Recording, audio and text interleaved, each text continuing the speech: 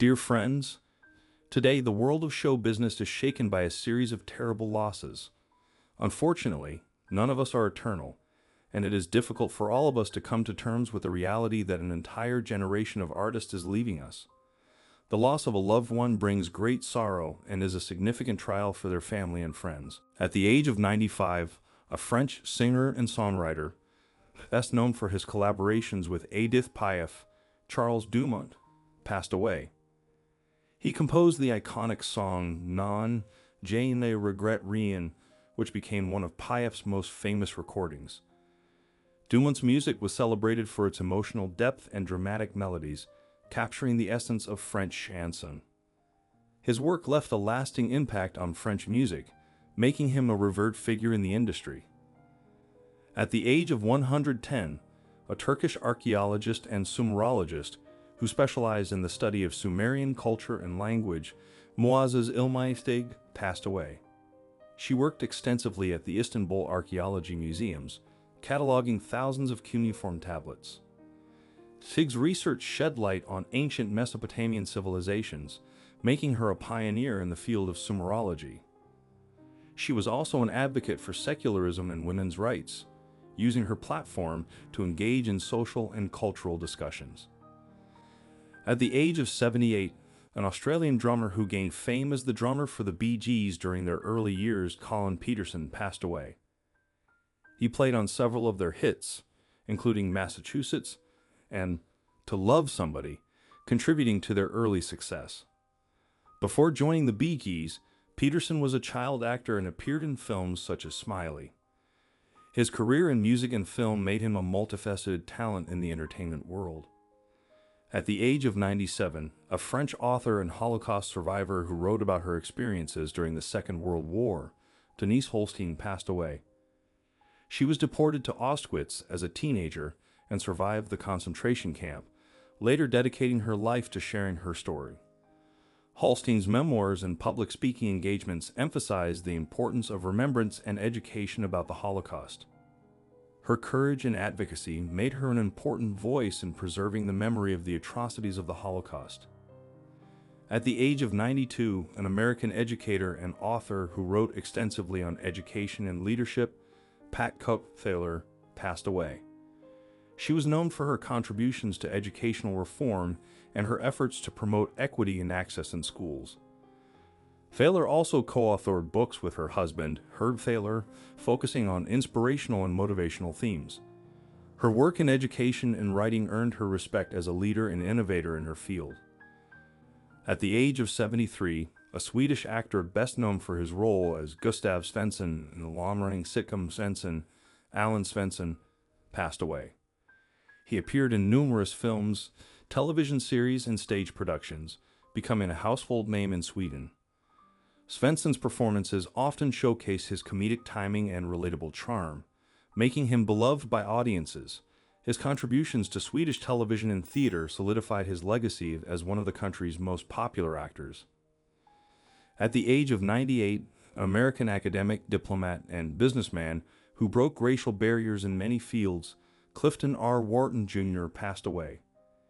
He served as the first African-American president of a major U.S. university, Michigan State University, and as Chancellor of SUNY. Wharton also served as Deputy Secretary of State under President Bill Clinton, contributing to U.S. foreign policy. His groundbreaking achievements in academia, government, and business made him a trailblazer and an inspiration. At the age of 82, a Spanish painter known for his expressionist style and thought-provoking works, Javier de Villota, passed away. His art often explored themes of human suffering, social issues, and political critique, reflecting the struggles of contemporary society. Villota's works were exhibited in galleries and museums internationally, earning him recognition as a leading Spanish artist. His bold and evocative approach to art made him a significant figure in modern European painting. Shirley MacLaine, born on April 24, 1934, in Richmond, Virginia, is a celebrated actress, dancer, author, and spiritualist. With a career spanning over 7 decades, MacLaine has left an indelible mark on Hollywood and beyond. Shirley's mother, a drama teacher, introduced her to the arts early. Shirley was named after child star Shirley Temple and began ballet lessons at the age of 3, dreaming of a career in dance. Shirley's younger brother, Warren Beatty, is also an Oscar-winning actor and filmmaker.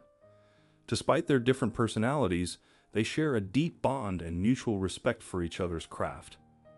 MacLaine's rise to fame was serendipitous. After moving to New York to pursue dance, she worked as an understudy on Broadway. When the lead actress in the pajama game broke her ankle, Shirley stepped in, catching the eye of a Hollywood producer. Shirley's film career began with Alfred Hitchcock's The Trouble with Harry, a dark comedy that showcased her quirky charm and earned her a Golden Globe for Most Promising Newcomer. Known for her versatility, Shirley starred in films like Some Came Running, The Apartment, and Terms of Endearment, for which she won the Academy Award for Best Actress. Shirley's candidness about gender inequality in Hollywood often put her at odds with the industry. She demanded equal pay and better roles, paving the way for women in Hollywood to stand up for their worth. Shirley was married to producer Steve Parker for nearly 30 years in what she described as an open relationship. The unconventional arrangement reflected her progressive views on love and relationships. Shirley is an avid traveler, often embarking on spiritual pilgrimages.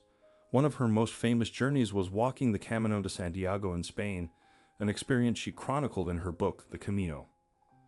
Before winning her Oscar for Terms of Endearment, Shirley was famously nominated 5 times without a win. When she finally won, her acceptance speech began with, "I deserve this," a mix of humor and self-awareness. Shirley was part of Frank Sinatra's Rat Pack, and their playful dynamic became legendary. Sinatra often called her Charlie as a nickname, and the two shared a bond of mutual respect. In addition to her acting, Shirley has authored over a dozen books on her life, career, and spiritual beliefs. Her writing style is candid, introspective, and often laced with humor. MacLaine has taken on daring roles, both emotionally and physically. In The Turning Point, she performed alongside real ballet dancers, holding her own despite not being a professional dancer. Younger generations recognize Shirley for her roles in films like Steel Magnolias and Bernie, proving her ability to adapt to changing times while remaining relevant. Shirley MacLaine has been very open about her spiritual beliefs and practices, which have helped her navigate some personal health challenges. She is known for her interest in metaphysical topics, including reincarnation, astrology, and energy healing, which she often discusses in her books and interviews. She wishes everyone a long life and happiness for their loved ones.